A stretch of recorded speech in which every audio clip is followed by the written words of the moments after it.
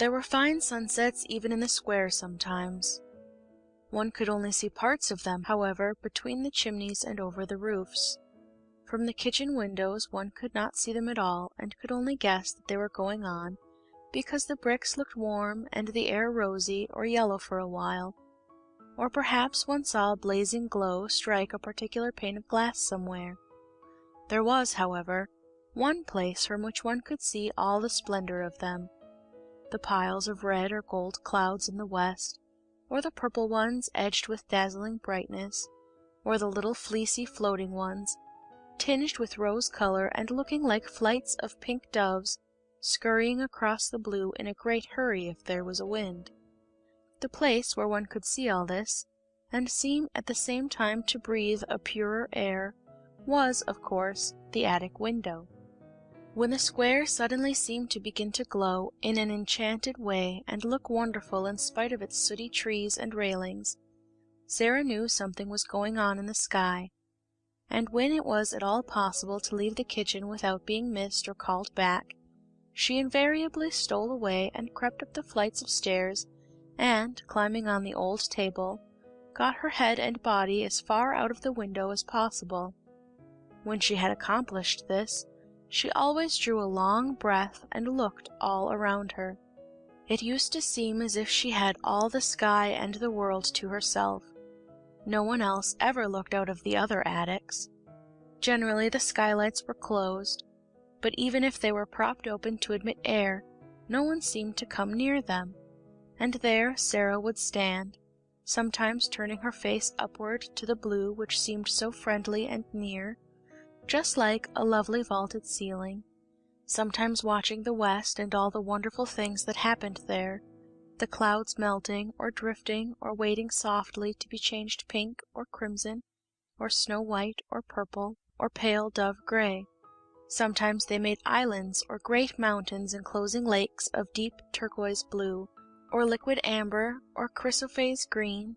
Sometimes dark headlands jutted into strange lost seas. Sometimes slender strips of wonderful lands joined other wonderful lands together. There were places where it seemed that one could run or climb, or stand and wait to see what next was coming, until perhaps, as it all melted, one could float away. At least it seemed so to Sarah, and nothing had ever been quite so beautiful to her as the thing she saw as she stood on the table, her body half out of the skylight, the sparrows twittering with sunset softness on the slates. The sparrows always seemed to her to twitter with a sort of subdued softness just when these marvels were going on. There was such a sunset as this a few days after the Indian gentleman was brought to his new home, and as it fortunately happened that the afternoon's work was done in the kitchen, and nobody had ordered her to go anywhere or perform any task, Sarah found it easier than usual to slip away and go upstairs. She mounted her table and stood looking out. It was a wonderful moment. There were floods of molten gold covering the west, as if a glorious tide was sweeping over the world. A deep, rich yellow light filled the air. The birds flying across the tops of the houses showed quite black against it. "It's a splendid one," said Sarah softly to herself. "It makes me feel almost afraid, as if something strange was just going to happen. Splendid ones always make me feel like that." She suddenly turned her head because she heard a sound a few yards away from her. It was an odd sound, like a queer little squeaky chattering. It came from the window of the next attic. Someone had come to look at the sunset as she had. There was a head and part of a body emerging from the skylight, but it was not the head or body of a little girl or a housemaid. It was the picturesque, white-swathed form and dark-faced, gleaming-eyed, white-turbaned head of a native Indian manservant. "A Lascar!" Sarah said to herself quickly, and the sound she had heard came from a small monkey he held in his arms as if he were fond of it, and which was snuggling and chattering against his breast. As Sarah looked toward him, he looked toward her. The first thing she thought was that his dark face looked sorrowful and homesick. She felt absolutely sure he had come up to look at the sun because he had seen it so seldom in England, that he longed for a sight of it. She looked at him interestedly for a second, and then smiled across the slates. She had learned to know how comforting a smile, even from a stranger, may be. Hers was evidently a pleasure to him. His whole expression altered, and he showed such gleaming white teeth as he smiled back, that it was as if a light had been illuminated in his dusky face. The friendly look in Sarah's eyes was always very effective when people felt tired or dull. It was perhaps in making his salute to her that he loosened his hold on the monkey. He was an impish monkey, and always ready for adventure, and it is probable that the sight of a little girl excited him. He suddenly broke loose, jumped onto the slates, ran across them chattering, and actually leaped onto Sarah's shoulder, and from there down into her attic room. It made her laugh and delighted her, but she knew he must be restored to his master, if the Lascar was his master, and she wondered how this was to be done. Would he let her catch him, or would he be naughty and refuse to be caught, and perhaps get away and run off over the roofs and be lost? That would not do at all. Perhaps he belonged to the Indian gentleman, and the poor man was fond of him. She turned to the Lascar, feeling glad that she remembered still some of the Hindustani she had learned when she lived with her father. She could make the man understand. She spoke to him in the language he knew. "Will he let me catch him?" she asked. She thought she had never seen more surprise and delight than the dark face expressed when she spoke in the familiar tongue. The truth was that the poor fellow felt as if his gods had intervened, and the kind little voice came from heaven itself. At once Sarah saw that he had been accustomed to European children. He poured forth a flood of respectful thanks. He was the servant of Missy Sahib. The monkey was a good monkey and would not bite, but unfortunately he was difficult to catch. He would flee from one spot to another like the lightning. He was disobedient, though not evil. Ram Dass knew him as if he were his child, and Ram Dass he would sometimes obey, but not always. If Missy Sahib would permit Ram Dass, he himself could cross the roof to her room, enter the windows, and regain the unworthy little animal. But he was evidently afraid Sarah might think that he was taking a great liberty, and perhaps would not let him come. But Sarah gave him leave at once. "Can you get across?" she inquired. "In a minute," he answered her. "Then come," she said. "He is flying from side to side of the room as if he was frightened." Ram Dass slipped through his attic window and crossed to hers as steadily and lightly as if he had walked on roofs all his life. He slipped through the skylight and dropped upon his feet without a sound. Then he turned to Sarah and salaamed again. The monkey saw him and uttered a little scream. Ram Dass hastily took the precaution of shutting the skylight, and then went in chase of him. It was not a very long chase. The monkey prolonged it a few minutes evidently for the mere fun of it, but presently he sprang chattering onto Ram Dass's shoulder, and sat there chattering and clinging to his neck with a weird little skinny arm. Ram Dass thanked Sarah profoundly. She had seen that his quick native eyes had taken in at a glance all the bare shabbiness of the room, but he spoke to her as if he were speaking to the little daughter of a Rajah, and pretended that he observed nothing. He did not presume to remain more than a few moments after he had caught the monkey, and those moments were given to further deep and grateful obeisance to her in return for her indulgence. This little evil one, he said, stroking the monkey, was in truth not so evil as he seemed, and his master, who was ill, was sometimes amused by him. He would have been made sad if his favorite had run away and been lost. Then he salaamed once more, and got through the skylight and across the slates again with as much agility as the monkey himself had displayed. When he had gone, Sarah stood in the middle of her attic, and thought of many things his face and his manner had brought back to her. The sight of his native costume and the profound reverence of his manner stirred all her past memories. It seemed a strange thing to remember that she, the drudge whom the cook had said insulting things to an hour ago, had only a few years ago been surrounded by people who all treated her as Ram Dass had treated her, who salaamed when she went by, whose foreheads almost touched the ground when she spoke to them, who were her servants and her slaves. It was like a sort of dream. It was all over, and it could never come back. It certainly seemed that there was no way in which any change could take place. She knew what Miss Minchin intended that her future should be. So long as she was too young to be used as a regular teacher, she would be used as an errand girl and servant, and yet expected to remember what she had learned, and in some mysterious way to learn more.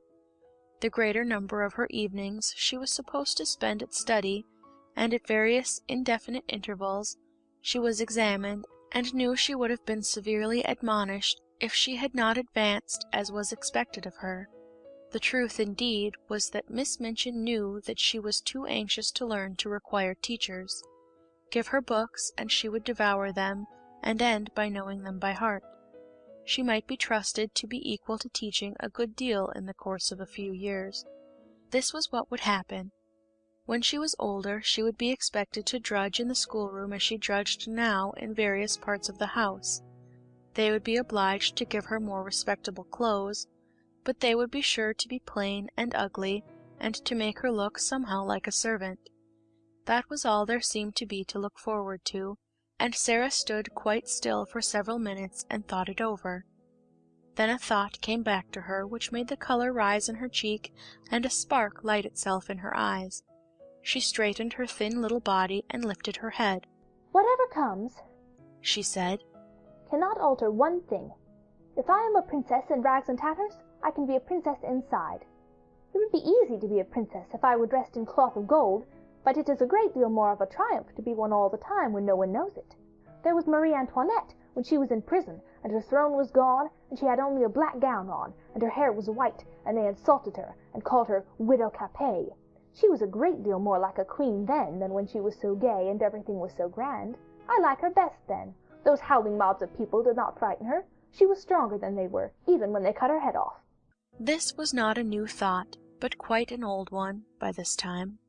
It had consoled her through many a bitter day, and she had gone about the house with an expression in her face which Miss Minchin could not understand, and which was a source of great annoyance to her, as it seemed as if the child were mentally living a life which held her above the rest of the world. It was as if she scarcely heard the rude and acid things said to her, or, if she heard them, did not care for them at all. Sometimes, when she was in the midst of some harsh, domineering speech, Miss Minchin would find the still, unchildish eyes fixed upon her with something like a proud smile in them. At such times she did not know that Sarah was saying to herself, "You don't know that you are saying these things to a princess, and if I chose I could wave my hand and order you to execution. I only spare you because I am a princess, and you are a poor, stupid, unkind, vulgar old thing, and don't know any better."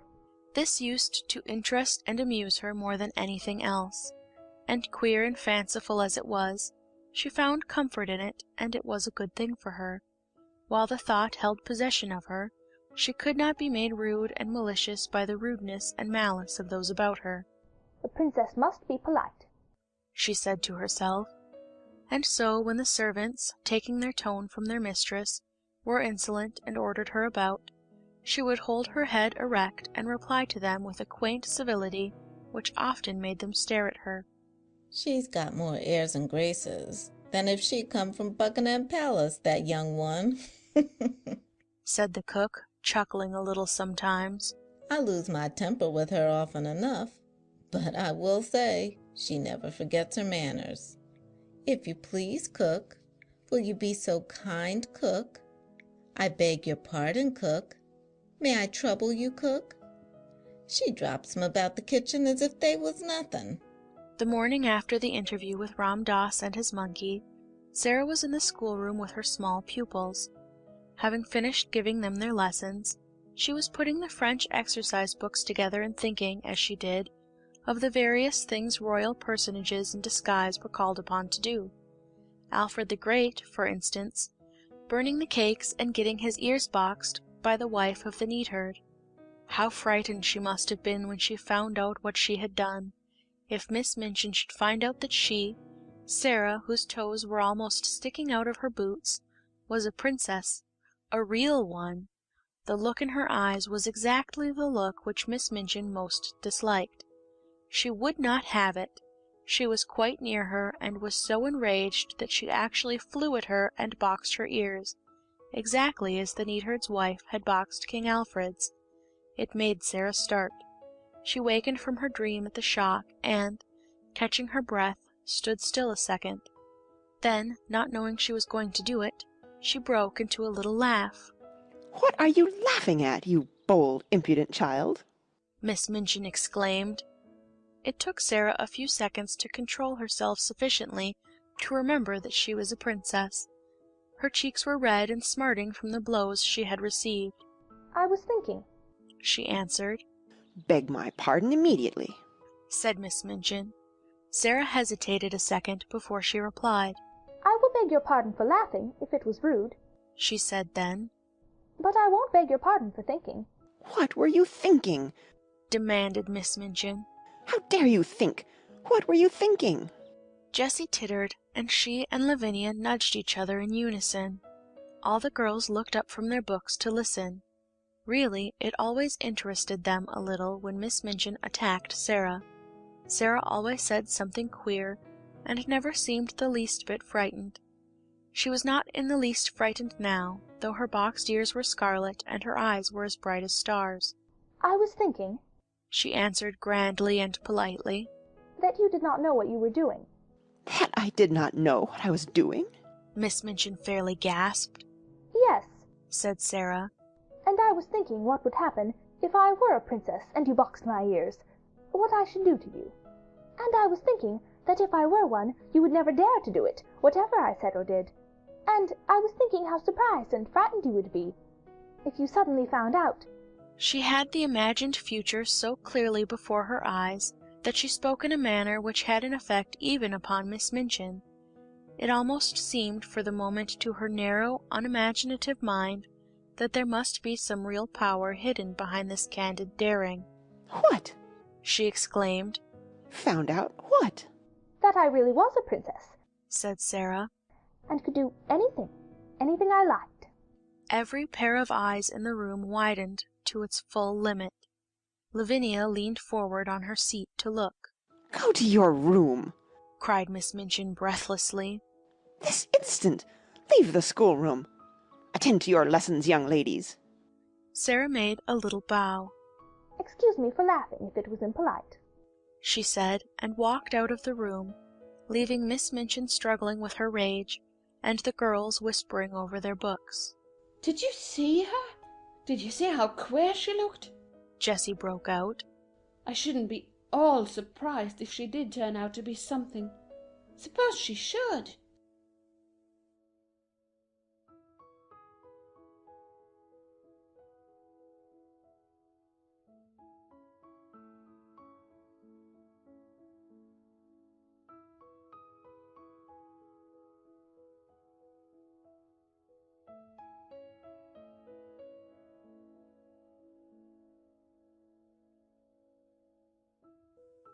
When one lives in a row of houses, it is interesting to think of the things which are being done and said on the other side of the wall of the very rooms one is living in.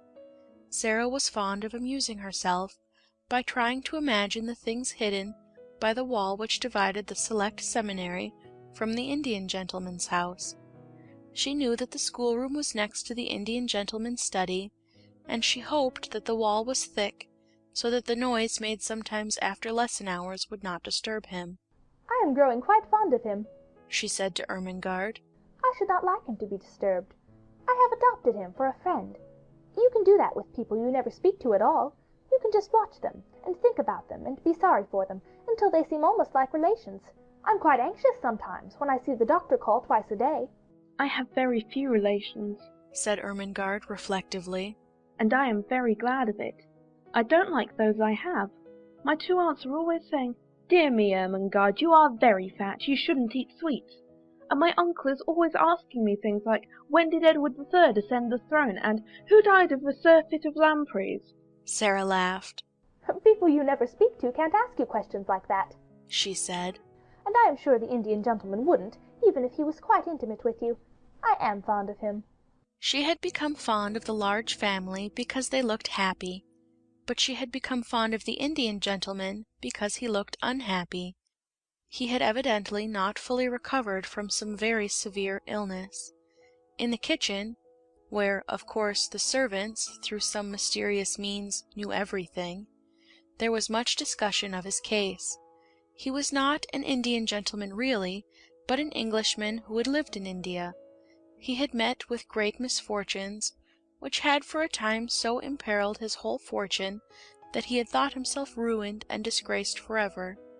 The shock had been so great that he had almost died of brain fever, and ever since he had been shattered in health, though his fortunes had changed and all his possessions had been restored to him. His trouble and peril had been connected with mines. "And mines with diamonds in 'em," said the cook. "No savings of mine never goes into no mines, particular diamond ones." With a side glance at Sarah. "We all know something of them." He felt as my papa felt. Sarah thought. He was ill, as my papa was, but he did not die. So her heart was more drawn to him than before. When she was sent out at night she used sometimes to feel quite glad, because there was always a chance that the curtains of the house next door might not yet be closed, and she could look into the warm room and see her adopted friend. When no one else was about, she used sometimes to stop and, holding to the iron railings, wish him good night as if he could hear her. Perhaps you can feel if you can't hear, was her fancy. Perhaps kind thoughts reach people somehow, even through windows and doors and walls. Perhaps you feel a little warm and comforted, and don't know why, when I am standing here in the cold and hoping you will get well and happy again. I am so sorry for you, she would whisper in an intense little voice. I wish you had a little missus who could pet you as I used to pet Papa when he had a headache. I should like to be your little missus myself, poor dear. Good night. Good night. God bless you. She would go away, feeling quite comforted and a little warmer herself. Her sympathy was so strong that it seemed as if it must reach him somehow, as he sat alone in his armchair by the fire, nearly always in a great dressing gown, and nearly always with his forehead resting in his hand, as he gazed hopelessly into the fire. He looked to Sarah like a man who had a trouble on his mind still, not merely like one whose troubles lay all in the past. He always seems as if he were thinking of something that hurts him now, she said to herself. But he has got his money back, and he will get over his brain fever in time, so he ought not to look like that. I wonder if there is something else. If there was something else, something even servants did not hear of, she could not help believing that the father of the large family knew it, the gentleman she called Mr. Montmorency. Mr. Montmorency went to see him often, and Mrs. Montmorency and all the little Montmorencys went too, though less often. He seemed particularly fond of the two elder little girls, the Janet and Nora, who had been so alarmed when their small brother Donald had given Sarah his sixpence. He had, in fact, a very tender place in his heart for all children, and particularly for little girls. Janet and Nora were as fond of him as he was of them, and looked forward with the greatest pleasure to the afternoons when they were allowed to cross the square and make their well-behaved little visits to him. They were extremely decorous little visits because he was an invalid. "He is a poor thing," said Janet, "and he says we cheer him up. We try to cheer him up very quietly." Janet was the head of the family, and kept the rest of it in order. It was she who decided when it was discreet to ask the Indian gentleman to tell stories about India, and it was she who saw when he was tired, and it was time to steal quietly away and tell Ram Dass to go to him. They were very fond of Ram Dass. He could have told any number of stories if he had been able to speak anything but Hindustani. The Indian gentleman's real name was Mr. Carrisford, and Janet told Mr. Carrisford about the encounter with the little girl who was not a beggar. He was very much interested, and all the more so when he heard from Ram Dass of the adventure of the monkey on the roof. Ram Dass made for him a very clear picture of the attic and its desolateness, of the bare floor and broken plaster, the rusty, empty grate, and the hard, narrow bed. "Carmichael," he said to the father of the large family, after he had heard this description. "I wonder how many of the attics in this square are like that one, and how many wretched little servant girls sleep on such beds, while I toss on my down pillows, loaded and harassed with wealth that is, most of it, not mine." "My dear fellow," Mr. Carmichael answered cheerily, "the sooner you cease tormenting yourself, the better it will be for you. If you possessed all the wealth of all the Indies, you could not set right all the discomforts in the world, and if you began to refurnish all the attics in this square, there would still remain all the attics in all the other squares and streets to put in order. And there you are." Mr. Carrisford sat and bit his nails as he looked into the glowing bed of coals in the grate. "Do you suppose," he said slowly, after a pause, "do you think it is possible that the other child, the child I never cease thinking of, I believe, could possibly be reduced to any such condition as the poor little soul next door?" Mr. Carmichael looked at him uneasily. He knew that the worst thing the man could do for himself, for his reason and his health, was to begin to think in this particular way of this particular subject. "If the child at Madame Pascal's school in Paris was the one you are in search of," he answered soothingly, "she would seem to be in the hands of people who can afford to take care of her. They adopted her because she had been the favorite companion of their little daughter who died. They had no other children, and Madame Pascal said that they were extremely well-to-do Russians." "And the wretched woman actually did not know where they had taken her?" exclaimed Mr. Carrisford. Mr. Carmichael shrugged his shoulders. "She was a shrewd, worldly Frenchwoman, and was evidently only too glad to get the child so comfortably off her hands when the father's death left her totally unprovided for. Women of her type do not trouble themselves about the futures of children who might prove burdens. The adopted parents apparently disappeared and left no trace." "But you say if the child was the one I am in search of. You say if. We are not sure. There was a difference in the name." Madame Pascal pronounced it as if it were Carew instead of Crewe, but that might be merely a matter of pronunciation. The circumstances were curiously similar. An English officer in India had placed his motherless little girl at the school. He had died suddenly after losing his fortune. Mr. Carmichael paused a moment, as if a new thought had occurred to him. "Are you sure the child was left at the school in Paris? Are you sure it was Paris?" "My dear fellow," broke forth Carrisford, with restless bitterness, "I'm sure of nothing. I never saw either the child or her mother. Ralph Crewe and I loved each other as boys, but we had not met since our school days, until we met in India. I was absorbed in the magnificent promise of the mines. He became absorbed too. The whole thing was so huge and glittering that we half lost our heads. When we met we scarcely spoke of anything else. I only knew that the child had been sent to school somewhere. I do not even remember now how I knew it." He was beginning to be excited. He always became excited when his still weakened brain was stirred by memories of the catastrophes of the past. Mr. Carmichael watched him anxiously. It was necessary to ask some questions, but they must be put quietly and with caution. "But you had reason to think the school was in Paris?" "Yes," was the answer. "because her mother was a Frenchwoman, and I had heard that she wished her child to be educated in Paris. It seemed only likely that she would be there." "Yes," Mr. Carmichael said. "it seems more than probable." The Indian gentleman leaned forward and struck the table with a long, wasted hand. "Carmichael," he said, "I must find her. If she is alive, she is somewhere. If she is friendless and penniless, it is through my fault. How is a man to get back his nerve with a thing like that on his mind?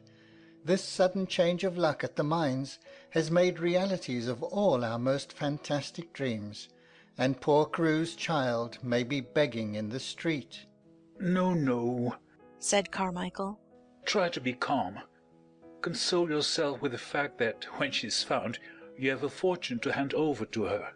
Why was I not man enough to stand my ground when things looked black? Carrisford groaned in petulant misery. I believe I should have stood my ground if I had not been responsible for other people's money as well as my own. Poor Crewe had put into the scheme every penny that he owned. He trusted me, he loved me, and he died thinking I had ruined him. I, Tom Carrisford, who played cricket at Eton with him. What a villain he must have thought me. Don't reproach yourself so bitterly. I don't reproach myself because the speculation threatened to fail. I reproach myself for losing my courage. I ran away like a swindler and a thief, because I could not face my best friend and tell him I had ruined him and his child. The good-hearted father of the large family put his hand on his shoulder comfortingly. You ran away because your brain had given way under the strain of mental torture, he said. You are half delirious already. If you had not been, you would have stayed and fought it out. You were in a hospital, strapped down in bed, raving with brain fever 2 days after you left the place. Remember that? Carrisford dropped his forehead in his hands. Good God, yes, he said. I was driven mad with dread and horror. I had not slept for weeks. The night I staggered out of my house, all the air seemed full of hideous things mocking and mouthing at me. That is explanation enough in itself, said Mr. Carmichael. How could a man on the verge of brain fever judge sanely? Carrisford shook his drooping head. And when I returned to consciousness, poor Crewe was dead and buried, and I seemed to remember nothing. I did not remember the child for months and months. Even when I began to recall her existence, everything seemed in a sort of haze. He stopped a moment and rubbed his forehead. It sometimes seems so now when I try to remember. Surely I must sometime have heard Crewe speak of the school she was sent to. Don't you think so? He might not have spoken of it definitely. You never seem even to have heard her real name. He used to call her by an odd pet name he had invented. He called her his little missus. But the wretched mines drove everything else out of our heads. We talked of nothing else. If he spoke of the school, I forgot. I forgot. And now I shall never remember. Come, come, said Carmichael. We shall find her yet. We will continue to search for Madame Pascal's good-natured Russians. She seemed to have a vague idea that they lived in Moscow. We will take that as a clue. I will go to Moscow. If I were able to travel, I would go with you, said Carrisford. But I can only sit here wrapped in furs and stare at the fire. And when I look into it, I seem to see Crewe's gay young face gazing back at me. He looks as if he were asking me a question. Sometimes I dream of him at night, and he always stands before me and asks the same question in words. Can you guess what he says, Carmichael? Mr. Carmichael answered him in a rather low voice. Not exactly, he said. He always says, Tom, old man, Tom, where is the little missus? He caught at Carmichael's hand and clung to it. I must be able to answer him. I must, he said. Help me to find her. Help me. On the other side of the wall, Sarah was sitting in her garret, talking to Melchizedek, who had come out for his evening meal. It has been hard to be a princess today, Melchizedek, she said. It has been harder than usual. It gets harder as the weather grows colder and the streets get more sloppy. When Lavinia laughed at my muddy skirts as I passed her in the hall, I thought of something to say all in a flash, but I only just stopped myself in time. You can't sneer back at people like that, if you are a princess, but you have to bite your tongue to hold yourself in. I bit mine. It was a cold afternoon, Melchizedek, and it's a cold night. Quite suddenly she put her black head down in her arms, as she often did when she was alone. Oh, Papa, she whispered. What a long time it seems since I was your little missus. This was what happened that day on both sides of the wall.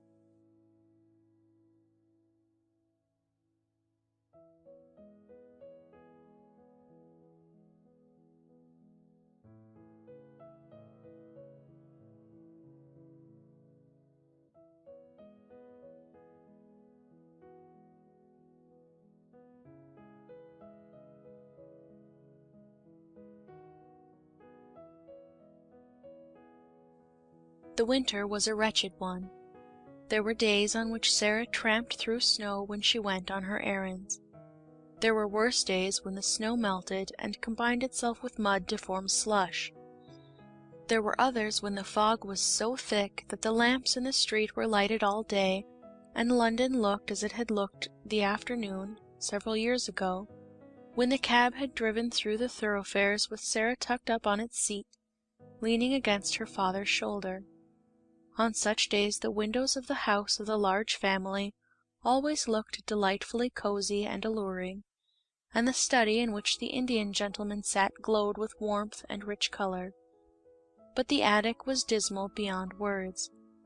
There were no longer sunsets or sunrises to look at, and scarcely ever any stars, it seemed to Sarah.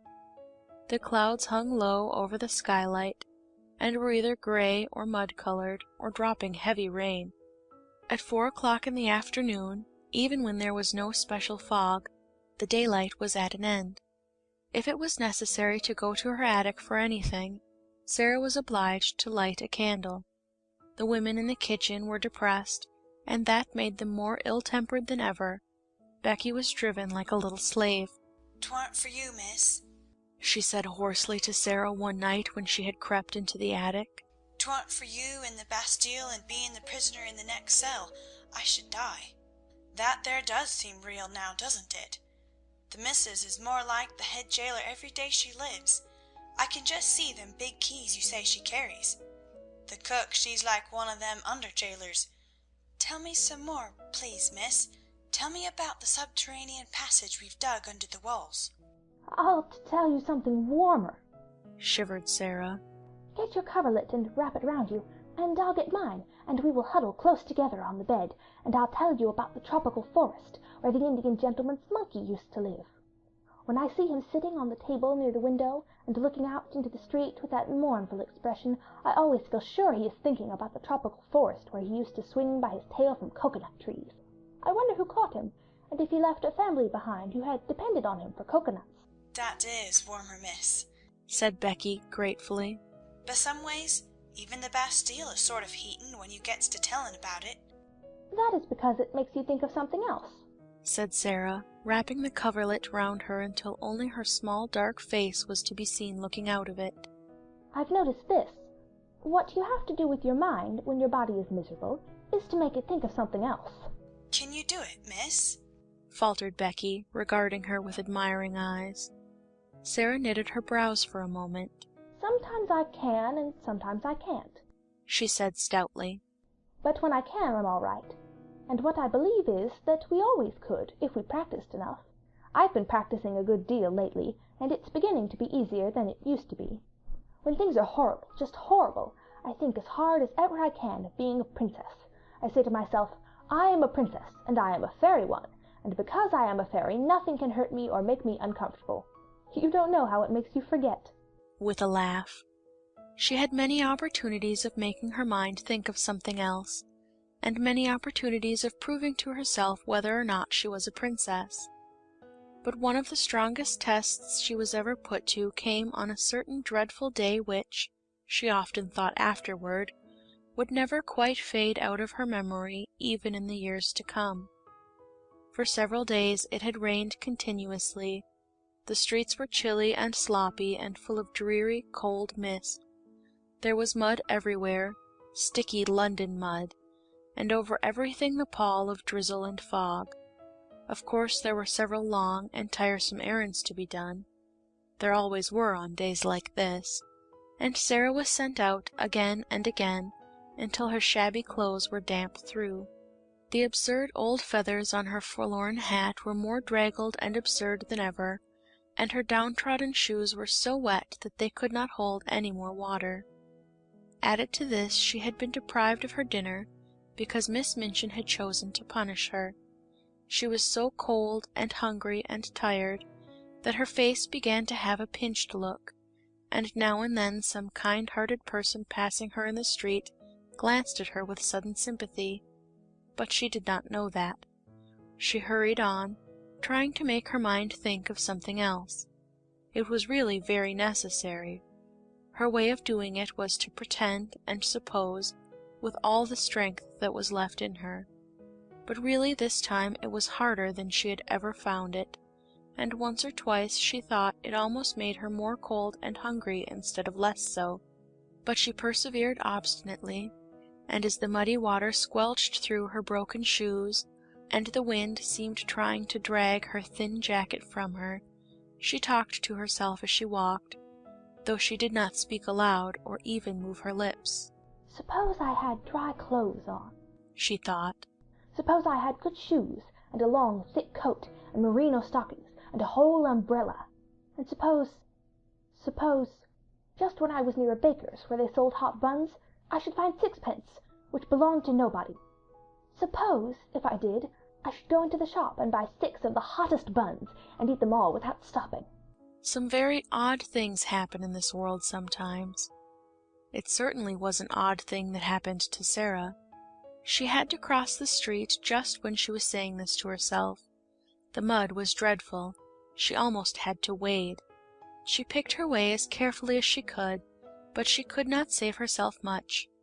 Only, in picking her way, she had to look down at her feet and the mud, and in looking down, just as she reached the pavement, she saw something shining in the gutter. It was actually a piece of silver, a tiny piece trodden upon by many feet, but still with spirit enough left to shine a little. Not quite a sixpence, but the next thing to it, a 4-penny piece. In 1 second it was in her cold little red and blue hand. "Oh!" she gasped. "It's true! It's true!" And then, if you will believe me, she looked straight at the shop directly facing her. And it was a baker's shop, and a cheerful, stout, motherly woman with rosy cheeks was putting into the window a tray of delicious, newly baked hot buns, fresh from the oven. Large, plump, shiny buns with currants in them. It almost made Sarah feel faint for a few seconds. The shock, and the sight of the buns, and the delightful odors of warm bread floating up through the baker's cellar window. She knew she need not hesitate to use the little piece of money. It had evidently been lying in the mud for some time, and its owner was completely lost in the stream of passing people who crowded and jostled each other all day long. "But I'll go and ask the baker woman if she has lost anything," she said to herself rather faintly. So she crossed the pavement and put her wet foot on the step. As she did so, she saw something that made her stop. It was a little figure, more forlorn even than herself, a little figure which was not much more than a bundle of rags, from which small, bare, red, muddy feet peeped out, only because the rags with which their owner was trying to cover them were not long enough. Above the rags appeared a shock head of tangled hair, and a dirty face with big, hollow, hungry eyes. Sarah knew they were hungry eyes the moment she saw them, and she felt a sudden sympathy. "This," she said to herself with a little sigh, "is one of the populace, and she is hungrier than I am." The child, this one of the populace, stared up at Sarah and shuffled herself aside a little, so as to give her room to pass. She was used to being made to give room to everybody. She knew that if a policeman chanced to see her, he would tell her to move on. Sarah clutched her little 4-penny piece and hesitated a few seconds. Then she spoke to her. "Are you hungry?" she asked. The child shuffled herself and her rags a little more. "Ain't I just," she said in a hoarse little voice. "Just ain't I?" "Haven't you had any dinner?" said Sarah. "No dinner." More hoarsely still, and with more shuffling. "Nor yet no breakfast. Nor yet no supper. No nothin'." "Since when?" asked Sarah. "Dunno. Never got nothin' today, nowhere, and I've asked and asked." Just to look at her made Sarah more hungry and faint. But those queer little thoughts were at work in her brain, and she was talking to herself, though she was sick at heart. "If I'm a princess," she was saying. "If I'm a princess. When they were poor and driven from their thrones, they always shared with the populace. If they met one poorer and hungrier than themselves, they always shared. Buns are a penny each. If it had been 6 pence, I could have eaten 6. It won't be enough for either of us, but it will be better than nothing. Wait a minute," she said to the beggar child. She went into the shop. It was warm and smelled deliciously. The woman was just going to put some more hot buns into the window. If you please, said Sarah. Have you lost fourpence? A silver fourpence? And she held the forlorn little piece of money out to her. The woman looked at it, and then at her intense little face and draggled, once fine clothes. Bless us, no, she answered. Did you find it? Yes, said Sarah. In the gutter. Keep it then, said the woman. It may have been there for a week, and goodness knows who lost it. You could never find out. I know that, said Sarah. But I thought I would ask you. Not many would, said the woman, looking puzzled and interested and good-natured all at once. Do you want to buy something? She added, as she saw Sarah glance at the buns. 4 buns, if you please, said Sarah. Those at a penny each. The woman went to the window and put some in a paper bag. Sarah noticed that she put in 6. I said 4, if you please, she explained. I have only 4pence. I'll throw in 2 for make weight, said the woman with her good-natured look. I dare say you can eat them sometime. Aren't you hungry? A mist rose before Sarah's eyes. Yes, she answered. I'm very hungry, and I'm much obliged to you for your kindness, and she was going to add, there is a child outside who is hungrier than I am. But just at that moment 2 or 3 customers came in at once, and each one seemed in a hurry, so she could only thank the woman again and go out. The beggar girl was still huddled up in the corner of the step.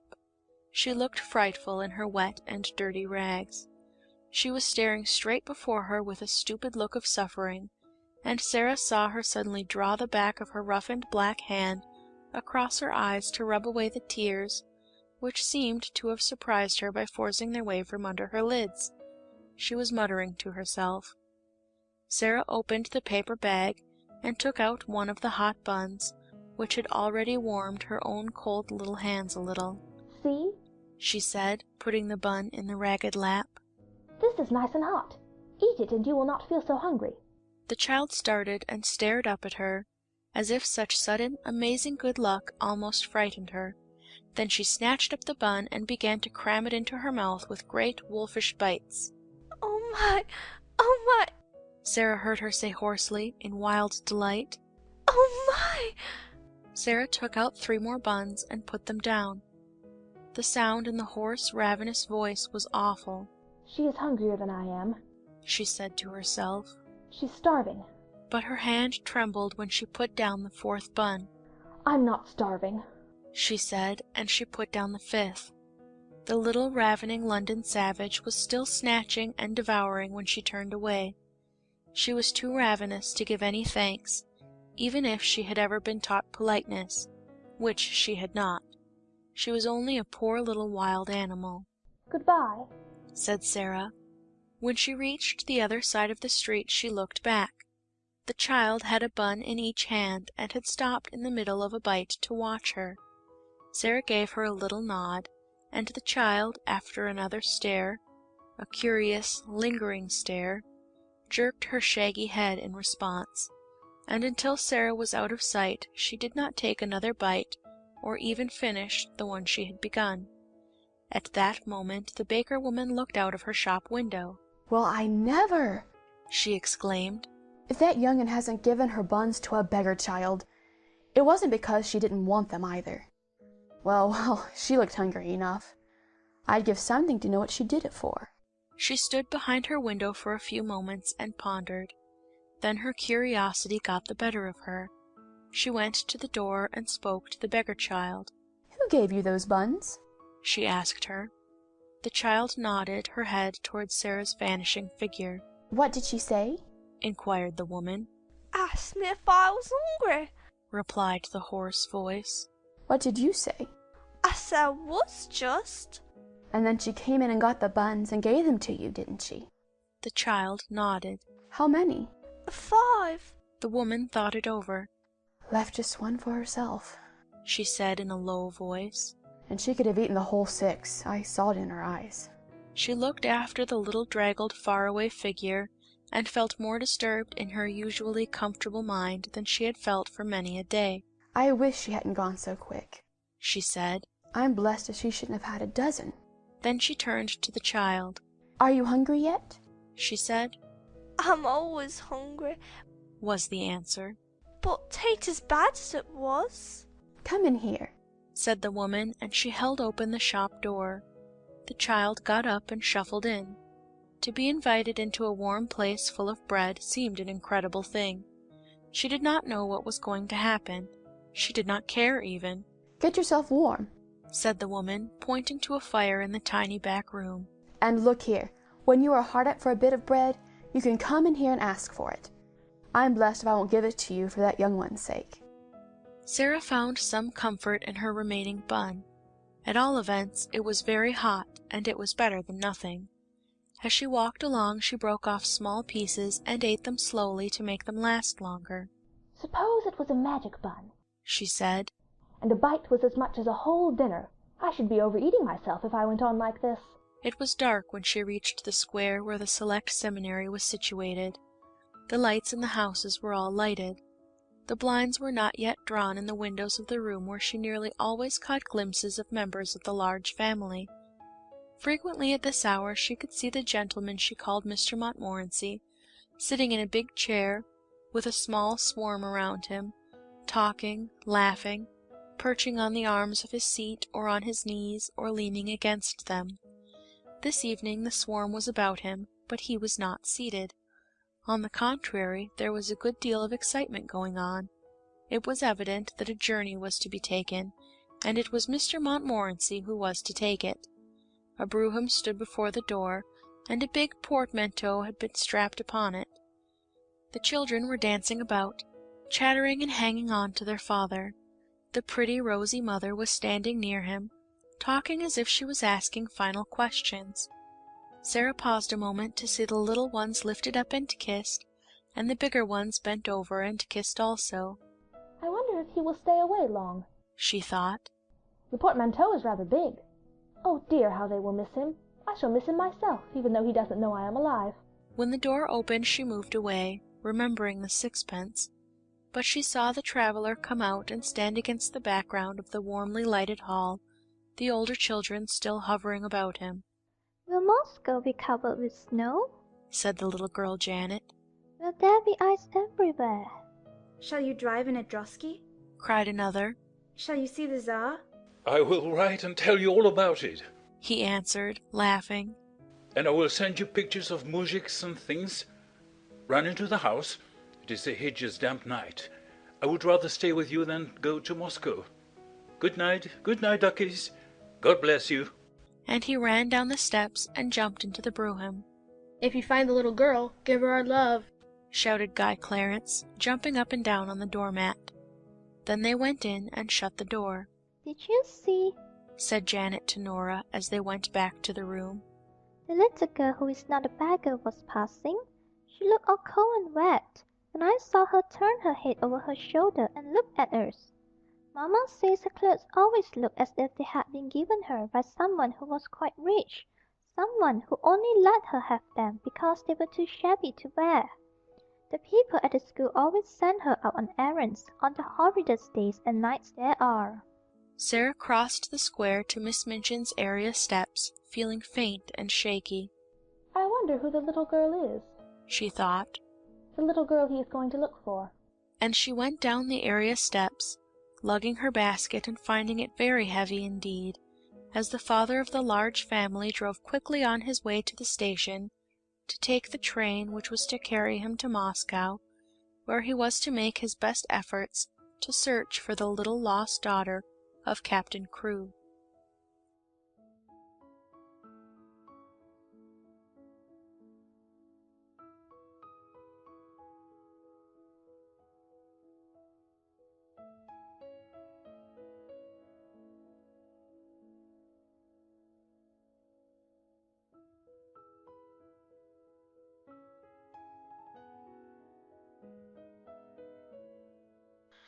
On this very afternoon, while Sarah was out, a strange thing happened in the attic.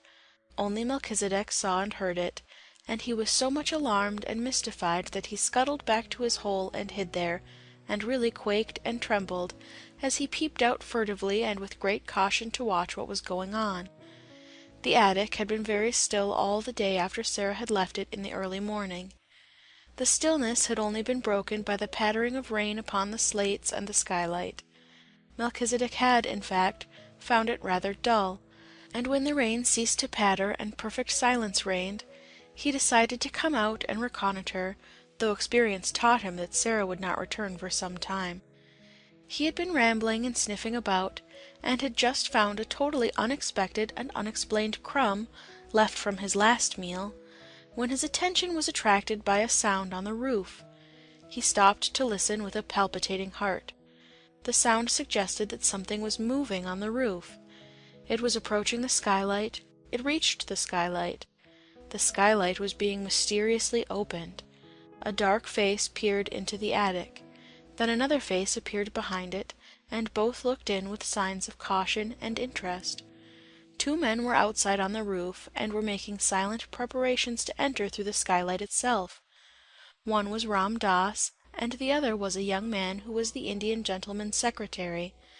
But of course Melchizedek did not know this. He only knew that the men were invading the silence and privacy of the attic, and as the one with the dark face let himself down through the aperture with such lightness and dexterity that he did not make the slightest sound, Melchizedek turned tail and fled precipitately back to his hole. He was frightened to death. He had ceased to be timid with Sarah, and knew she would never throw anything but crumbs, and would never make any sound other than the soft, low, coaxing whistling. But strange men were dangerous things to remain near. He lay close and flat near the entrance of his home, just managing to peep through the crack with a bright, alarmed eye. How much he understood of the talk he heard I am not in the least able to say, but even if he had understood it all, he would probably have remained greatly mystified. The secretary, who was light and young, slipped through the skylight as noiselessly as Ram Das had done, and he caught a last glimpse of Melchizedek's vanishing tail. "Was that a rat?" he asked Ram Das in a whisper.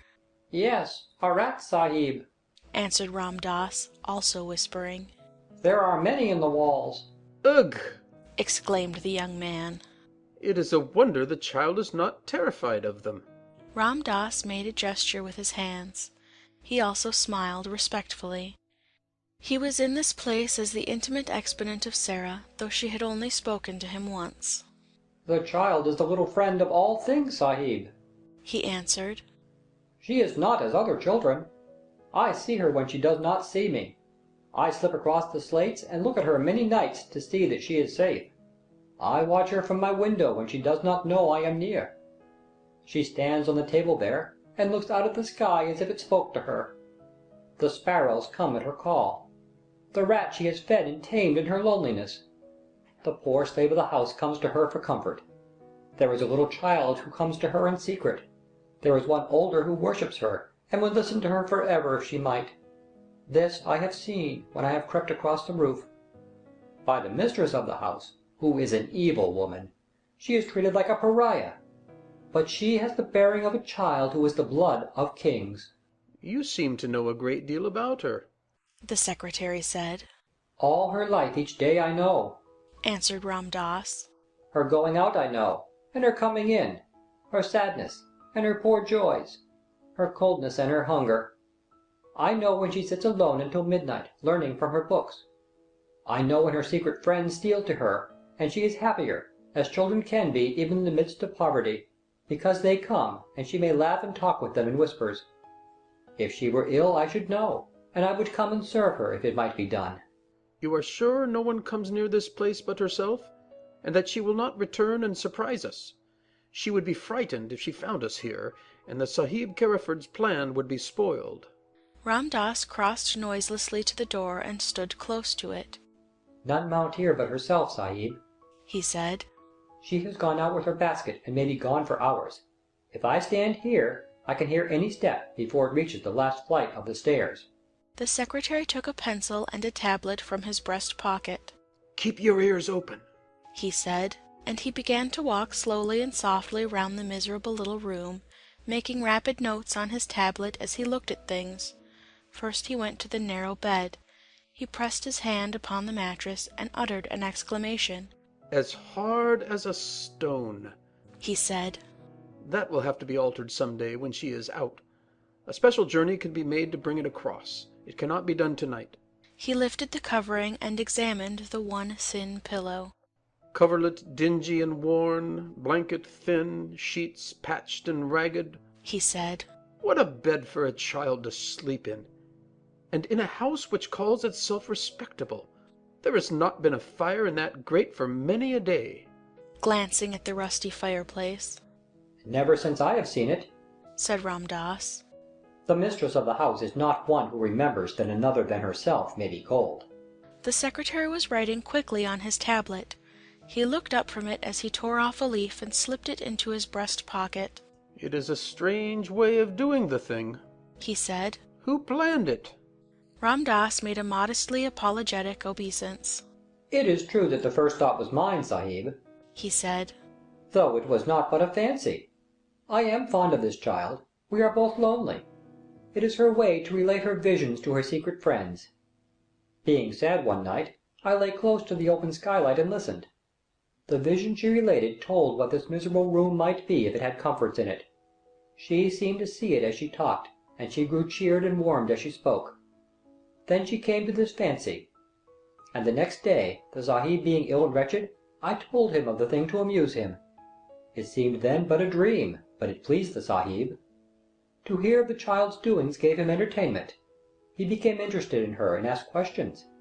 At last he began to please himself with the thought of making her visions real things.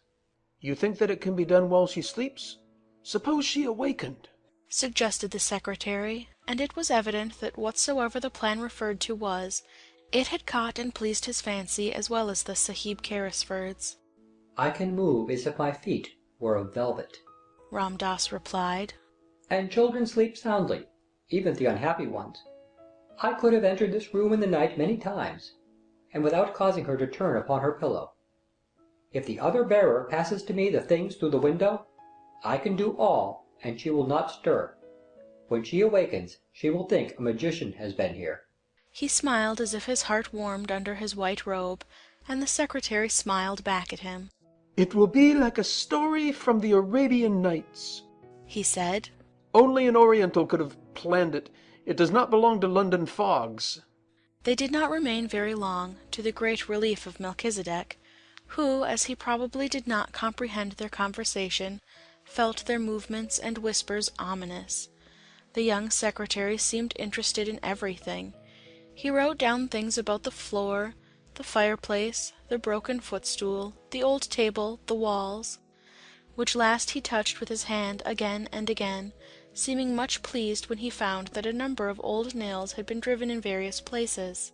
You can hang things on them, he said. Ram Dass smiled mysteriously. Yesterday, when she was out, he said, I entered, bringing with me small sharp nails which can be pressed into the wall without blows from a hammer. I placed many in the plaster where I may need them. They are ready. The Indian gentleman's secretary stood still and looked round him as he thrust his tablets back into his pocket. I think I have made notes enough. We can go now, he said. The Sahib Carrisford has a warm heart. It is 1,000 pities that he has not found the lost child. If he should find her, his strength would be restored to him, said Ram Dass. His God may lead her to him yet. Then they slipped through the skylight as noiselessly as they had entered it, and after he was quite sure they had gone, Melchizedek was greatly relieved, and in the course of a few minutes felt it safe to emerge from his hole again, and scuffle about in the hope that even such alarming human beings as these might have chanced to carry crumbs in their pockets and drop one or two of them.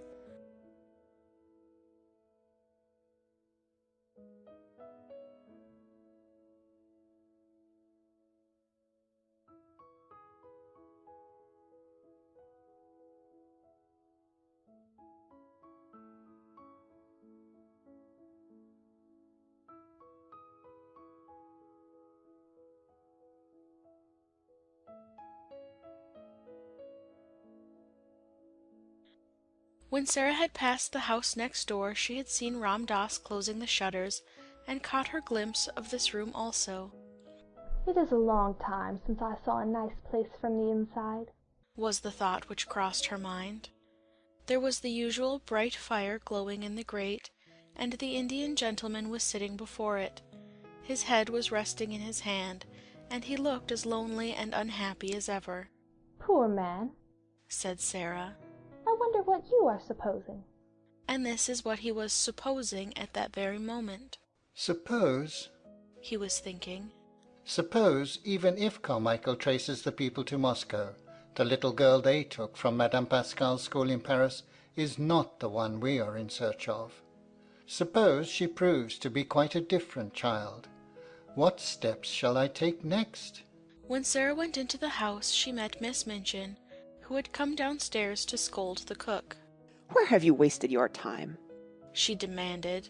You have been out for hours. "It was so wet and muddy," Sarah answered. "it was hard to walk, because my shoes were so bad and slipped about." Make no excuses, said Miss Minchin. And tell no falsehoods. Sarah went in to the cook. The cook had received a severe lecture, and was in a fearful temper as a result. She was only too rejoiced to have someone to vent her rage on, and Sarah was a convenience as usual. Why didn't you stay all night? She snapped. Sarah laid her purchases on the table. "Here are the things," she said. The cook looked them over, grumbling. She was in a very savage humor indeed. "May I have something to eat?" Sarah asked rather faintly. Tea's over and done with, was the answer. Did you expect me to keep it hot for you? Sarah stood silent for a second. "I had no dinner," she said next, and her voice was quite low. She made it low because she was afraid it would tremble. There's some bread in the pantry, said the cook. That's all you get at this time of day. Sarah went and found the bread. It was old and hard and dry. The cook was in too vicious a humor to give her anything to eat with it. It was always safe and easy to vent her spite on Sarah. Really, it was hard for the child to climb the 3 long flights of stairs leading to her attic. She often found them long and steep when she was tired, but tonight it seemed as if she would never reach the top. Several times she was obliged to stop and rest. When she reached the top landing, she was glad to see the glimmer of a light coming from under her door. That meant that Ermengarde had managed to creep up to pay her a visit. There was some comfort in that. It was better than to go into the room alone and find it empty and desolate. The mere presence of plump, comfortable Ermengarde, wrapped in her red shawl, would warm it a little. Yes, there Ermengarde was when she opened the door. She was sitting in the middle of the bed, with her feet tucked safely under her. She had never become intimate with Melchizedek and his family, though they rather fascinated her.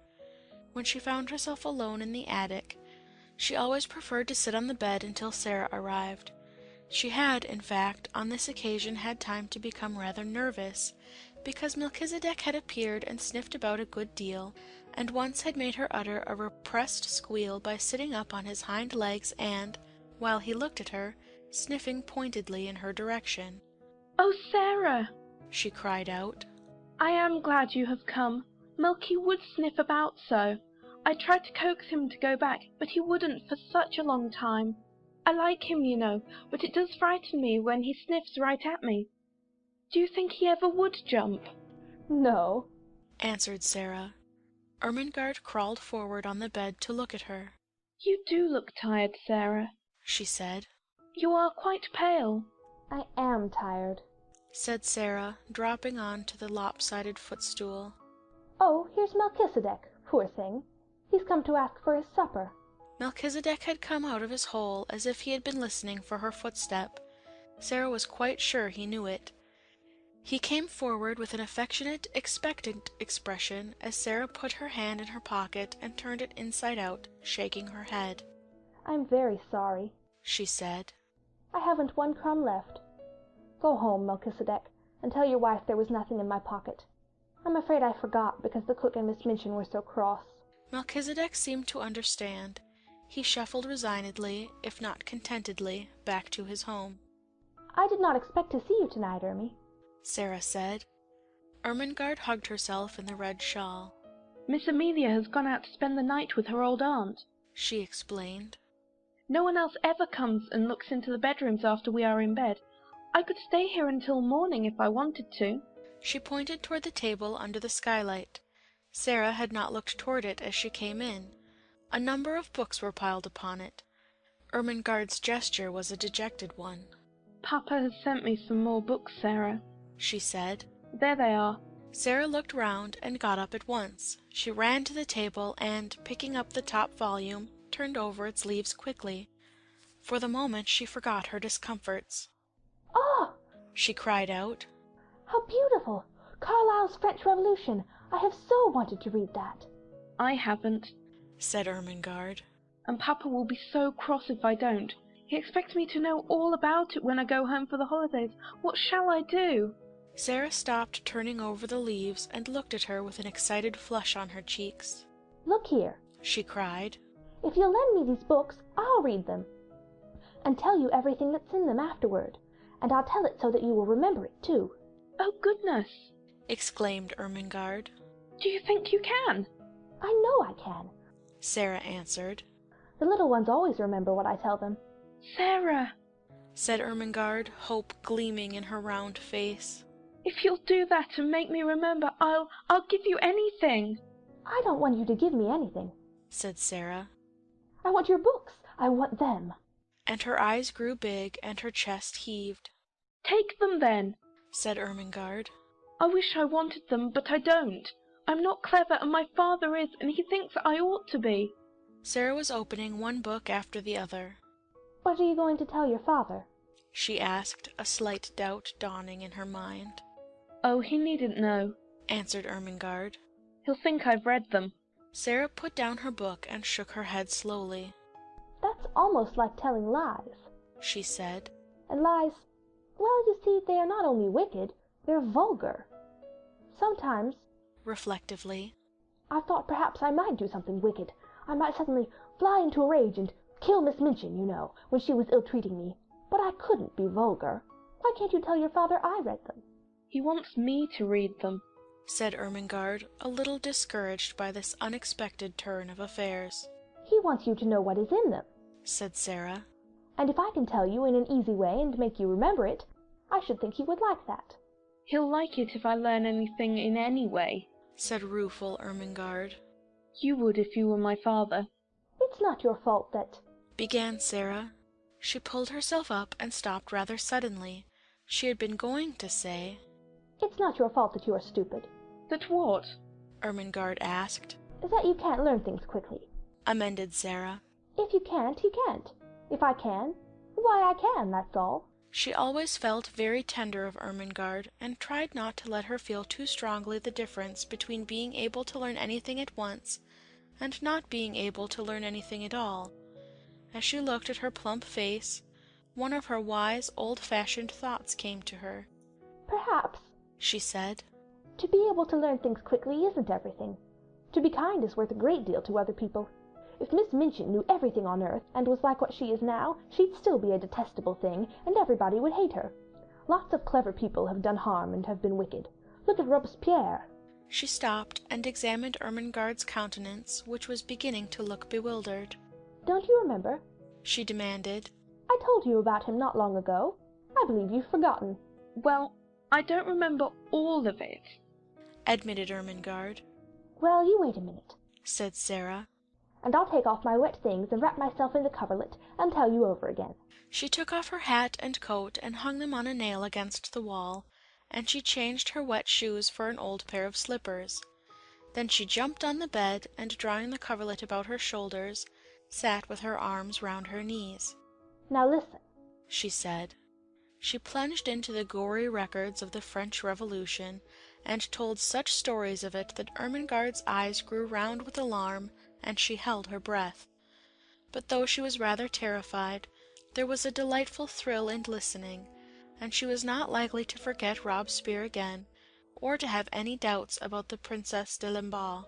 "You know they put her head on a pike and danced round it," Sarah explained. "And she had beautiful floating blonde hair, and when I think of her, I never see her head on her body, but always on a pike, with those furious people dancing and howling." It was agreed that Mr. St. John was to be told the plan they had made, and for the present the books were to be left in the attic. "Now let's tell each other things," said Sarah. "How are you getting on with your French lessons?" "Ever so much better since the last time I came up here and you explained the conjunctions." Miss Minchin could not understand why I did my exercises so well that first morning. Sarah laughed a little and hugged her knees. She doesn't understand why Lottie is doing her sums so well, she said. But it is because she creeps up here too, and I help her. She glanced round the room. The attic would be rather nice, if it wasn't so dreadful, she said, laughing again. It's a good place to pretend in. The truth was that Ermengarde did not know anything of the sometimes almost unbearable side of life in the attic. She had not a sufficiently vivid imagination to depict it for herself. On the rare occasions that she could reach Sarah's room, she only saw that side of it which was made exciting by things which were pretended, and stories which were told.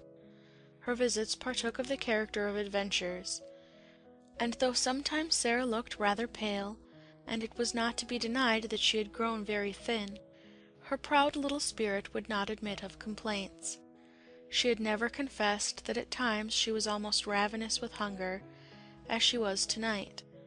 She was growing rapidly, and her constant walking and running about would have given her a keen appetite, even if she had had abundant and regular meals of a much more nourishing nature than the unappetizing, inferior food snatched at such odd times as suited the kitchen convenience. She was growing used to a certain gnawing feeling in her young stomach. I suppose soldiers feel like this when they are on a long and weary march, she often said to herself. She liked the sound of the phrase, long and weary march. It made her feel rather like a soldier. She had also a quaint sense of being a hostess in the attic.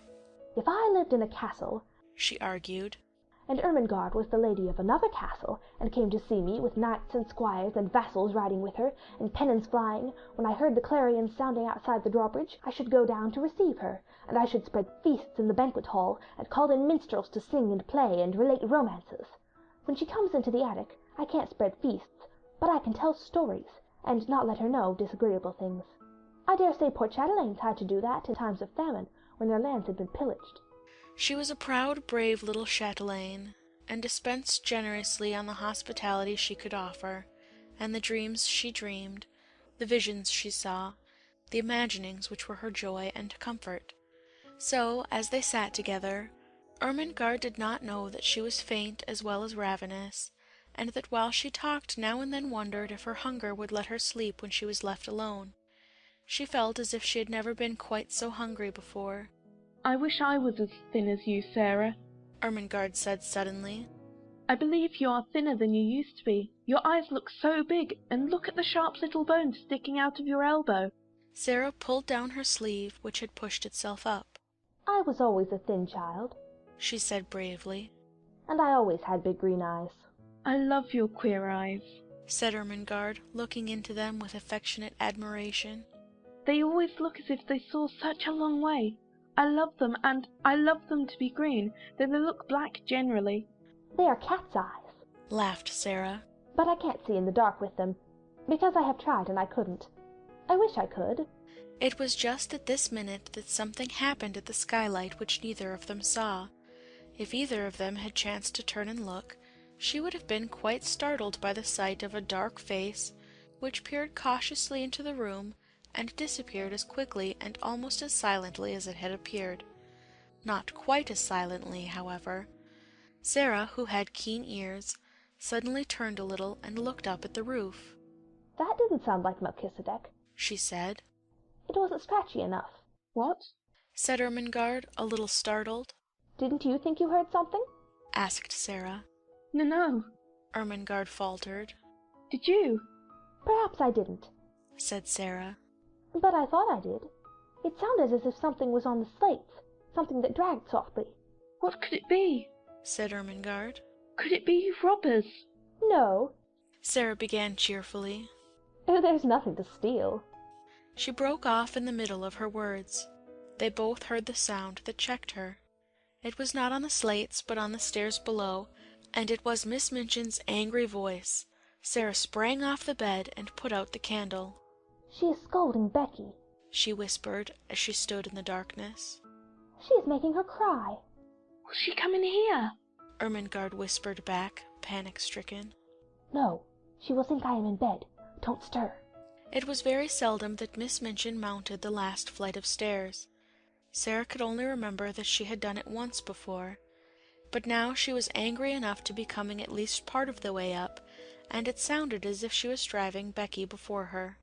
"You impudent, dishonest child," they heard her say. "Cook tells me she has missed things repeatedly." "'Twa'n't me, Mum," said Becky, sobbing. "I was hungry enough, but 'twa'n't me, never." "You deserve to be sent to prison," said Miss Minchin's voice. "Picking and stealing. Half a meat pie, indeed." "'Twarn't me," wept Becky.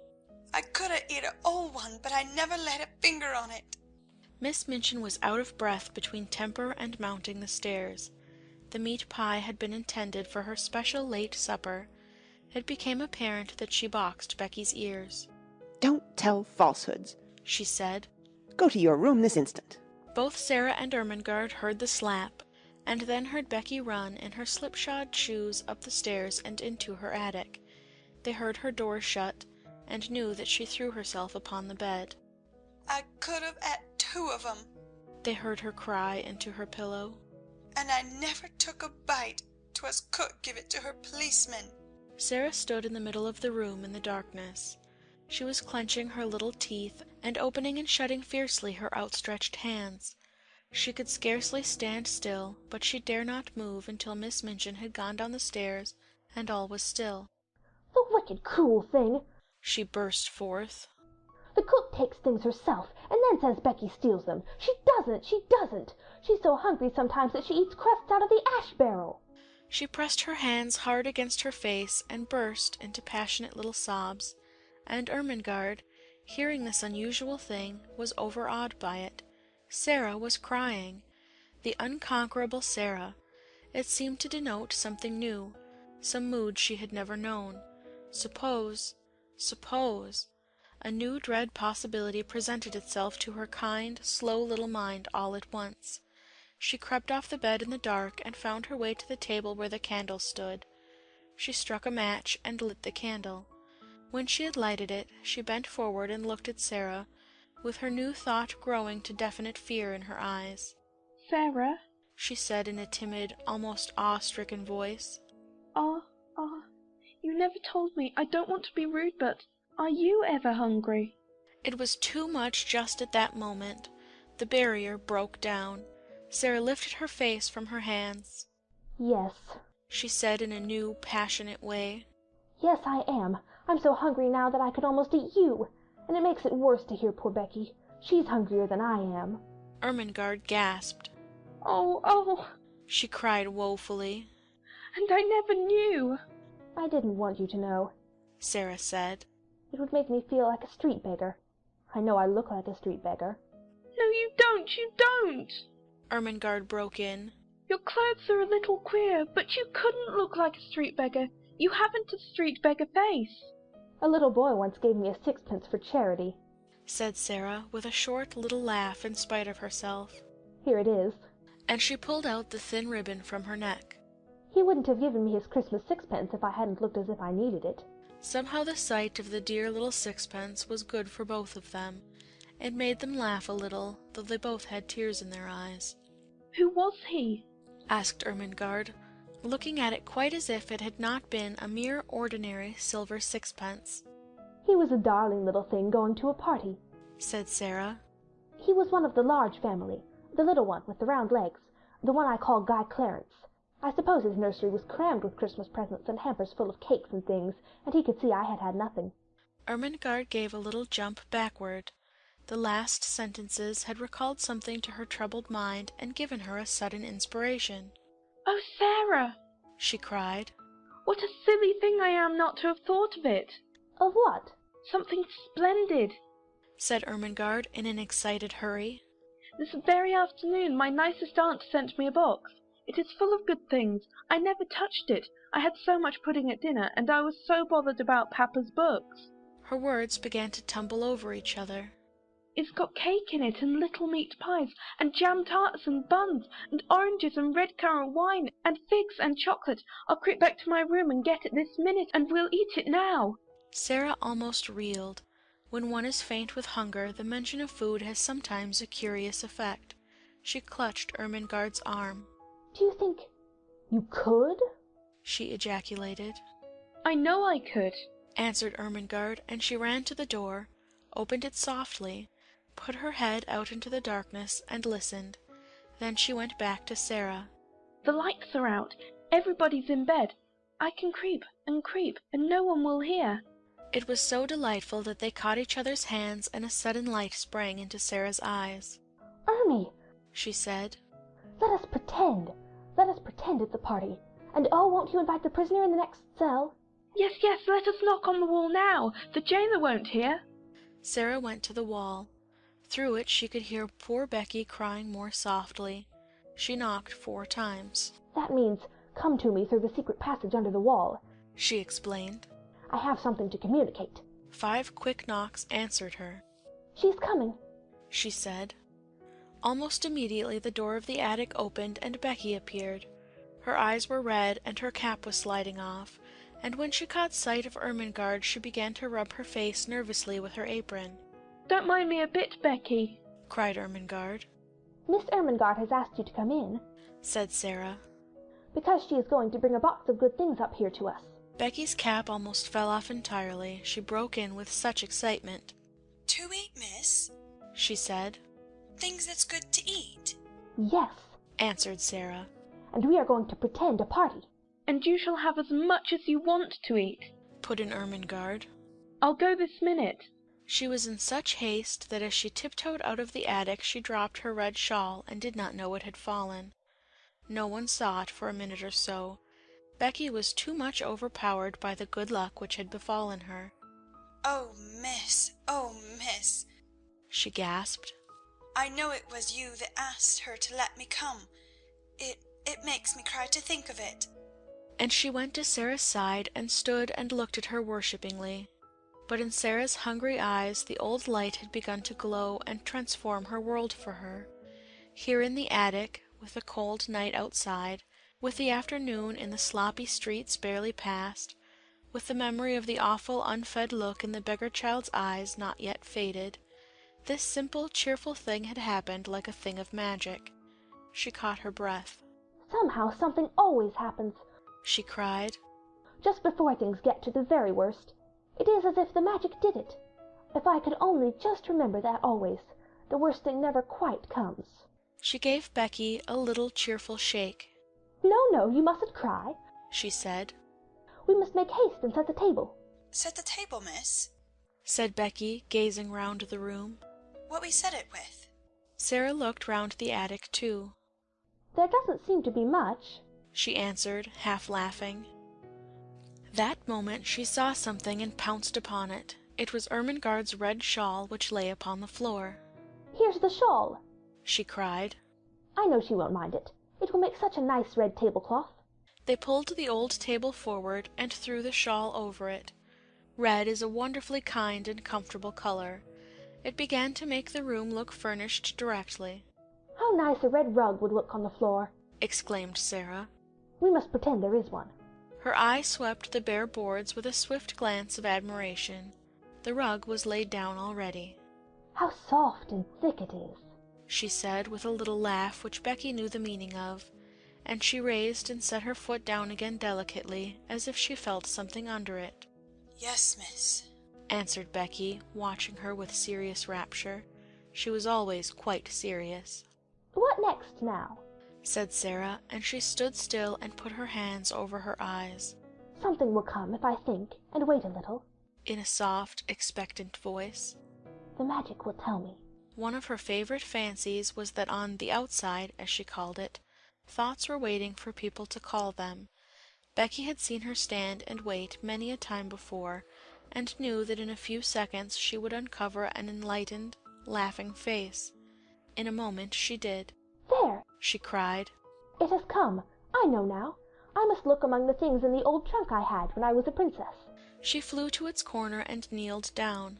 It had not been put in the attic for her benefit, but because there was no room for it elsewhere. Nothing had been left in it but rubbish. But she knew she should find something. The magic always arranged that kind of thing in one way or another. In a corner lay a package so insignificant looking that it had been overlooked, and when she herself had found it she kept it as a relic.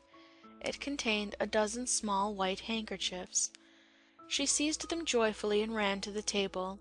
She began to arrange them upon the red table cover, patting and coaxing them into shape with the narrow lace edge curling outward, her magic working its spells for her as she did it. "These are the plates," she said. "They are golden plates. These are the richly embroidered napkins. Nuns worked them in convents in Spain." "Did they, miss?" breathed Becky, her very soul uplifted by the information. "You must pretend it," said Sarah. "If you pretend it enough, you will see them." "Yes, miss," said Becky, and as Sarah returned to the trunk she devoted herself to the effort of accomplishing an end so much to be desired. Sarah turned suddenly to find her standing by the table, looking very queer indeed. She had shut her eyes and was twisting her face in strange, convulsive contortions, her hands hanging stiffly clenched at her sides. She looked as if she was trying to lift some enormous weight. "What is the matter, Becky?" Sarah cried. "What are you doing?" Becky opened her eyes with a start. "I was a-pretendin', miss," she answered a little sheepishly. "I was trying to see it like you do. I almost did." With a hopeful grin. "But it takes a lot of strength." "Perhaps it does if you are not used to it," said Sarah with friendly sympathy. "But you don't know how easy it is when you've done it often. I wouldn't try so hard just at first. It will come to you after a while. I'll just tell you what things are. Look at these." She held an old summer hat in her hand which she had fished out of the bottom of the trunk. There was a wreath of flowers on it. She pulled the wreath off. "These are garlands for the feast," she said grandly. "They fill all the air with perfume. There's a mug on the washstand, Becky. Oh, and bring the soap dish for a centerpiece." Becky handed them to her reverently. "What are they now, miss?" she inquired. "You'd think they was made of crockery, but I know they ain't." "This is a carven flagon," said Sarah, arranging tendrils of the wreath about the mug. "And this is purest alabaster encrusted with gems."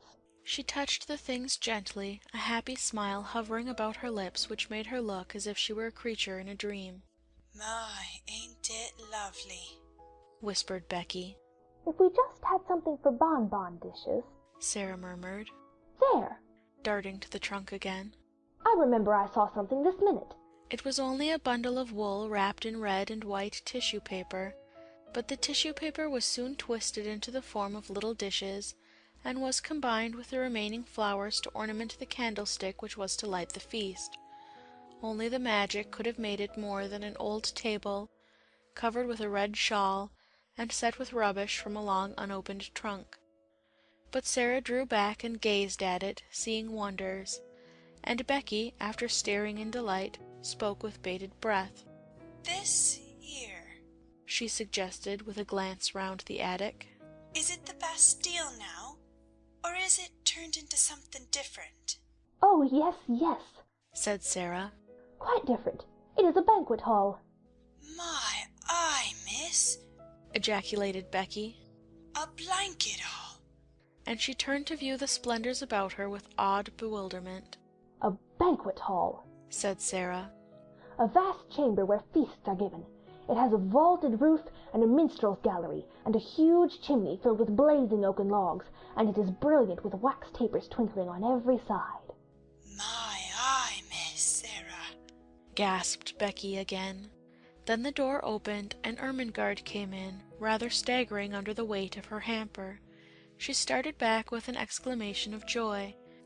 To enter from the chill darkness outside, and find oneself confronted by a totally unanticipated festal board, draped with red, adorned with white napery, and wreathed with flowers, was to feel the preparations were brilliant indeed. "Oh, Sarah!" she cried out. "You are the cleverest girl I ever saw." "Isn't it nice?" said Sarah. "They are things out of my old trunk. I asked my magic, and it told me to go and look." "But oh, miss!" cried Becky. "Wait till she's told you what they are. They ain't just... Oh, miss, please tell her." Appealing to Sarah. So Sarah told her, and because her magic helped her, she made her almost see it all. The golden platters, the vaulted spaces, the blazing logs, the twinkling waxen tapers. As the things were taken out of the hamper, the frosted cakes, the fruits, the bonbons, and the wine, the feast became a splendid thing. It's like a real party, cried Ermengarde. It's like a queen's table, sighed Becky. Then Ermengarde had a sudden brilliant thought. I'll tell you what, Sarah, she said. Pretend you are a princess now and this is a royal feast. But it is your feast, said Sarah. You must be the princess, and we will be your maids of honor. Oh, I can't, said Ermengarde. I'm too fat and I don't know how. You be her. Well, if you want me to, said Sarah, but suddenly she thought of something else and ran to the rusty grate. There is a lot of paper and rubbish stuffed in here, she exclaimed. If we light it, there will be a bright blaze for a few minutes, and we shall feel as if it was a real fire. She struck a match and lighted it up with a great specious glow which illuminated the room. By the time it stops blazing, Sarah said, we shall forget about its not being real. She stood in the dancing glow and smiled. Doesn't it look real? she said. Now we will begin the party. She led the way to the table. She waved her hand graciously to Ermengarde and Becky. She was in the midst of her dream. Advance, fair damsels, she said in her happy dream voice, and be seated at the banquet table. My noble father, the king, who is absent on a long journey, has commanded me to feast you. She turned her head slightly toward the corner of the room. What ho, there, minstrels! Strike up with your viols and bassoons. Princesses, she explained rapidly to Ermengarde and Becky, always had minstrels to play at their feasts. Pretend there is a minstrel gallery up there in the corner. Now we will begin. They had barely had time to take their pieces of cake into their hands, not one of them had time to do more, when they all three sprang to their feet and turned pale faces toward the door, listening, listening. Someone was coming up the stairs. There was no mistake about it. Each of them recognized the angry mounting tread and knew that the end of all things had come. It's the missus, choked Becky, and dropped her piece of cake upon the floor. Yes, said Sarah, her eyes growing shocked and large in her small white face. Miss Minchin has found us out. Miss Minchin struck the door open with a blow of her hand. She was pale herself, but it was with rage. She looked from the frightened faces to the banquet table, and from the banquet table to the last flicker of the burnt paper in the grate. I have been expecting something of this sort, she exclaimed. But I did not dream of such audacity. Lavinia was telling the truth. So they knew that it was Lavinia who had somehow guessed their secret and had betrayed them. Miss Minchin strode over to Becky and boxed her ears for a second time. You impudent creature, she said. You leave the house in the morning. Sarah stood quite still, her eyes growing larger, her face paler. Ermengarde burst into tears. Oh, don't send her away, she sobbed. My aunt sent me the hamper. We're only having a party. So I see, said Miss Minchin witheringly. With the Princess Sarah at the head of the table. She turned fiercely on Sarah. It is your doing, I know, she cried. Ermengarde would never have thought of such a thing. You decorated the table, I suppose, with this rubbish. She stamped her foot at Becky. Go to your attic, she commanded, and Becky stole away, her face hidden in her apron, her shoulders shaking. Then it was Sarah's turn again. I will attend to you tomorrow. You shall have neither breakfast, dinner, nor supper. I have not had either dinner or supper today, Miss Minchin, said Sarah rather faintly. Then all the better. You will have something to remember. Don't stand there. Put those things into the hamper again. She began to sweep them off the table into the hamper herself, and caught sight of Ermengarde's new books. And you, to Ermengarde, have brought your beautiful new books into this dirty attic. Take them up and go back to bed. You will stay there all day tomorrow, and I shall write to your papa. What would he say if he knew where you are tonight? Something she saw in Sarah's grave, fixed gaze at this moment made her turn on her fiercely. What are you thinking of? She demanded. Why do you look at me like that? I was wondering, answered Sarah, as she had answered that notable day in the schoolroom. What were you wondering? It was very like the scene in the schoolroom. There was no pertness in Sarah's manner. It was only sad and quiet. I was wondering, she said in a low voice. What my papa would say if he knew where I am tonight. Miss Minchin was infuriated just as she had been before, and her anger expressed itself, as before, in an intemperate fashion. She flew at her and shook her. "You insolent, unmanageable child!" she cried. "How dare you? How dare you?" She picked up the books, swept the rest of the feast back into the hamper in a jumbled heap, thrust it into Ermengarde's arms, and pushed her before her toward the door. "I will leave you to wonder," she said. "Go to bed this instant."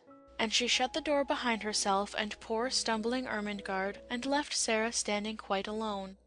The dream was quite at an end. The last spark had died out of the paper in the grate, and left only black tinder. The table was left bare. The golden plates and richly embroidered napkins, and the garlands were transformed again into old handkerchiefs, scraps of red and white paper, and discarded artificial flowers all scattered on the floor. The minstrels in the minstrel gallery had stolen away, and the viols and bassoons were still. Emily was sitting with her back against the wall, staring very hard. Sarah saw her, and went and picked her up with trembling hands. "There isn't any banquet left, Emily," she said. "and there isn't any princess. There's nothing left but the prisoners in the Bastille." And she sat down and hid her face. What would have happened if she had not hidden it just then, and if she had chanced to look up at the skylight at the wrong moment, I do not know. Perhaps the end of this chapter might have been quite different, because if she had glanced at the skylight she would certainly have been startled by what she would have seen. She would have seen exactly the same face pressed against the glass, and peering in at her, as it had peered in earlier in the evening when she had been talking to Ermengarde. But she did not look up. She sat with her little black head in her arms for some time. She always sat like that when she was trying to bear something in silence. Then she got up and went slowly to the bed. "I can't pretend anything else while I'm awake," she said. "There wouldn't be any use in trying. If I go to sleep, perhaps a dream will come and pretend for me." She suddenly felt so tired, perhaps through want of food, that she sat down on the edge of the bed quite weakly. "Suppose there was a bright fire in the grate, with lots of little dancing flames," she murmured. "Suppose there was a comfortable chair before it, and suppose there was a small table near, with a little hot, hot supper on it. And suppose," as she drew the thin coverings over her, "suppose this was a beautiful soft bed, with fleecy blankets and large downy pillows. Suppose," and her very weariness was good to her, for her eyes closed and she fell fast asleep. She did not know how long she slept, but she had been tired enough to sleep deeply and profoundly, too deeply and soundly to be disturbed by anything, even by the squeaks and scamperings of Melchizedek's entire family, if all his sons and daughters had chosen to come out of their hole to fight and tumble and play. When she awakened it was rather suddenly, and she did not know that any particular thing had called her out of her sleep. The truth was, however, that it was a sound which had called her back, a real sound, the click of the skylight as it fell in closing after a lithe white figure which slipped through it and crouched down close by upon the slates of the roof, just near enough to see what happened in the attic, but not near enough to be seen. At first she did not open her eyes. She felt too sleepy and, curiously enough, too warm and comfortable. She was so warm and comfortable, indeed, that she did not believe she was really awake. She was never as warm and cozy as this except in some lovely vision. "What a nice dream," she murmured. "I feel quite warm. I don't want to wake up." Of course it was a dream. She felt as if warm, delightful bedclothes were heaped upon her. She could actually feel blankets, and when she put out her hand it touched something exactly like a satin-covered eiderdown quilt. She must not awaken from this delight. She must be quite still and make it last. But she could not. Even though she kept her eyes closed tightly, she could not. Something was forcing her to awaken, something in the room. It was a sense of light and a sound, the sound of a crackling, roaring little fire. "Oh, I am awakening," she said mournfully. "I can't help it, I can't." Her eyes opened in spite of herself, and then she actually smiled, for what she saw she had never seen in the attic before, and knew she never should see. "Oh, I haven't awakened," she whispered, daring to rise on her elbow and look all about her. "I am dreaming yet." She knew it must be a dream, for if she were awake such things could not be. Do you wonder that she felt sure she had not come back to earth? This is what she saw. In the grate there was a glowing, blazing fire. On the hob was a little brass kettle, hissing and boiling. Spread upon the floor was a thick, warm, crimson rug. Before the fire a folding chair, unfolded and with cushions on it. By the chair a small folding table, unfolded, covered with a white cloth, and upon it spread small covered dishes, a cup, a saucer, a teapot. On the bed were new warm coverings, and a satin-covered down quilt. At the foot a curious wadded silk robe, and a pair of quilted slippers, and some books. The room of her dreams seemed changed into fairyland, and it was flooded with warm light, for a bright lamp stood on the table, covered with a rosy shade. She sat up, resting on her elbow, and her breathing came short and fast. "It does not melt away," she panted. "Oh, I never had such a dream before." She scarcely dared to stir, but at last she pushed the bedclothes aside, and put her feet on the floor with a rapturous smile. "I am dreaming I am getting out of bed," she heard her own voice say, and then, as she stood up in the midst of it all, turning slowly from side to side, "I am dreaming it stays real. I am dreaming it feels real. It's bewitched, or I'm bewitched. I only think I see it all." Her words began to hurry themselves. "If I can only keep on thinking it, I don't care, I don't care." She stood panting a moment longer, and then cried out again. "Oh, it isn't true," she said. "It can't be true, but oh, how true it seems." The blazing fire drew her to it, and she knelt down and held out her hands close to it, so close that the heat made her start back. "A fire I only dreamed wouldn't be hot," she cried. She sprang up, touched the table, the dishes, the rug. She went to the bed and touched the blankets. She took up the soft wadded dressing gown, and suddenly clutched it to her breast and held it to her cheek. "It's warm, it's soft," she almost sobbed. "It's real, it must be." She threw it over her shoulders and put her feet into the slippers. "They are real too, it's all real," she cried. She almost staggered to the books and opened one which lay upon the top. Something was written on the fly-leaf, just a few words, and they were these: "To the little girl in the attic, from a friend." When she saw that, wasn't it a strange thing for her to do? She put her face down upon the page and burst into tears. "I don't know who it is," she said, "but somebody cares for me a little. I have a friend." She took her candle and stole out of her room and into Becky's, and stood by her bedside. "Becky, Becky," she whispered as loudly as she dared. "Wake up." When Becky wakened, and she sat upright staring aghast, her face still smudged with traces of tears, beside her stood a little figure in a luxurious wadded robe of crimson silk. The face she saw was a shining, wonderful thing. The Princess Sarah, as she remembered her, stood at her very bedside, holding a candle in her hand. "Come," she said. "Oh, Becky, come." Becky was too frightened to speak. She simply got up and followed her, with her mouth and eyes open, and without a word. And when they crossed the threshold, Sarah shut the door gently and drew her into the warm, glowing midst of things which made her brain reel and her hungry senses faint. It's true," she cried. "I've touched them all. They are as real as we are. The magic has come and done it, Becky, while we were asleep. The magic that won't let those worst things ever quite happen."